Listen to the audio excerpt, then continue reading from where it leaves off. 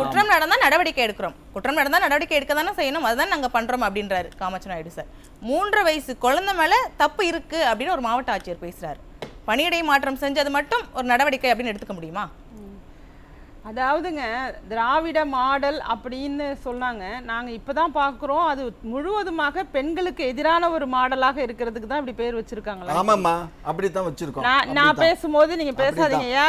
நான் குறுக்கிட தாமா செய்வேன். சரி, குறுக்கிட்டே சொல்ல சொல்லுங்க. ஏன்னா நான் பேசும்போது இவரே குறுக்கிட்டாரு. மாவட்ட ஆட்சியர் வந்து காவல்துறையினர்லாம் முன்னாடி வச்சுக்கிட்டு மைக்ல ஒரு கருத்தை பேசுறாரு.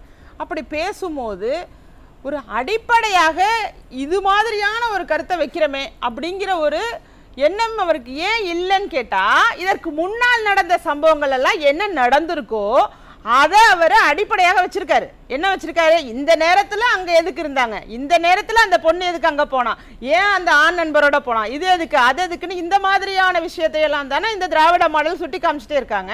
அப்ப நாம இந்த தவறையுமே அந்த பச்சை குழந்தை மேல போட்டுருவோம்னு ஒரு முடிவெடுத்திருக்காரு. எங்கேயாவதுங்க ஒரு பெண் குழந்தையோ அல்லது ஒரு பெண்ணோ ஏதோ ஒரு செயல் செய்யறாங்க, அந்த செயல் ஒரு ஆணுக்கு விருப்பமா இல்லைன்னா அதற்கு தண்டனை பாலியல் வன்கொடுமை செய்யறதா? நான் கேட்கிறேன். ஒரு எச்சு துப்புனது ஒரு குழந்தைங்கிறதுங்க ஒரு சாதாரண விஷயம்.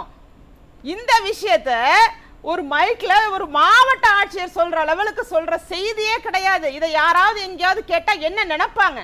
வக்ரமான வக்ர புத்தி உடைய மக்கள் இப்படி இவ்வளவு பேர் அதிகாரிகளாக இருக்காங்களாங்கிற அளவுக்கு கேள்வி எழுங்க.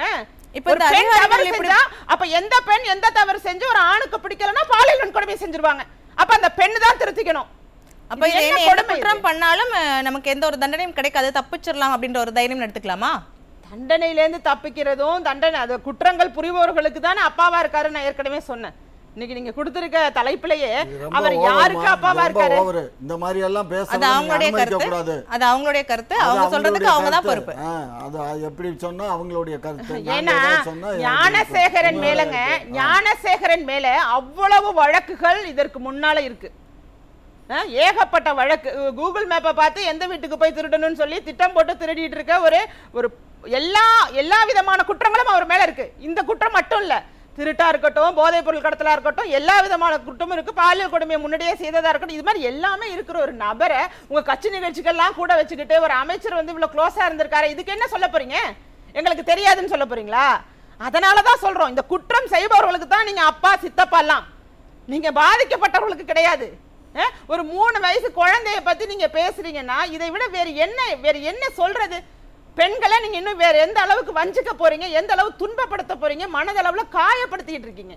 ராஜேஸ்வரி பிரியா மேம், உங்க இறுதி கருத்து மிக சுருக்கமா சொல்லிடுங்க. 1 வயது பெண் குழந்தையா இருந்தா கூட பெண் குழந்தைகள் தான் பத்திரமா இருந்துக்கணும், பெண்கள் தான் பத்திரமா இருந்துக்கணும், அவங்களுக்கும் கேர்ஃபுல்லா இருக்கும். அதுதான் ஐயா அவர்களுடைய கருத்தை நான் எடுத்துக்கிறேன். அதாவது யாரும் தவறு தவறு யாரு செய்தாலும் தவறுதான். நாங்க அந்த இடத்துக்கு வரல. பாதிக்கப்பட்டிருக்க ஒரு பெண், ஒரு ஆணால பாலியல் சிண்டலுக்கு ஆளாக்கப்பட்ட ஒரு பெண்ணோ பெண் குழந்தையோ ஒரு மாணவியோ யாரோங்க, அவர்கள் மேல நீங்க எந்த கருத்தையும் கற்பனையாக திணிக்காதீங்க. அவர்களோட விவரங்களை வெளியிட்டு இந்த பெண்ணுக்கு ஒரு எதிர்காலம் இருக்குங்கிறத மறந்துட்டு அவர்களுடைய எதிர்காலத்தையே ஒட்டுமொத்தமாக அழிக்கிறீங்கல்ல, அது மாதிரி செய்யாதீங்க. ஏன்னா வழக்கறிஞர் தெளிவா சொன்னாங்க, அதிவீரம பாண்டியன் அவர்கள் தெளிவா சொன்னாங்க, ஒரு பெண்ணை குறித்த வழக்குன்னா நீங்க அதை வெளியிடக்கூடாதுங்கிற ஒரு அடிப்படை அறிவு கூட உங்களுக்கு இல்லையா?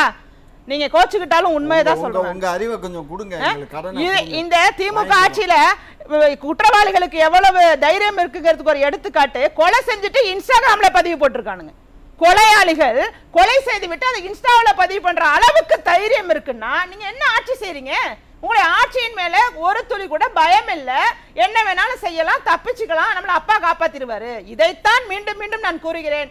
குற்றம் செய்பவர்களுக்கெல்லாம் நீங்க அப்பாவா இல்லாம மக்களுக்காக நீங்க செயல்படக்கூடிய ஒரு முதல்வராக இருந்தீங்கன்னா மக்கள் தானாகவே முன் வந்து உங்களை அப்பான்னு ஏத்துக்குவாங்க.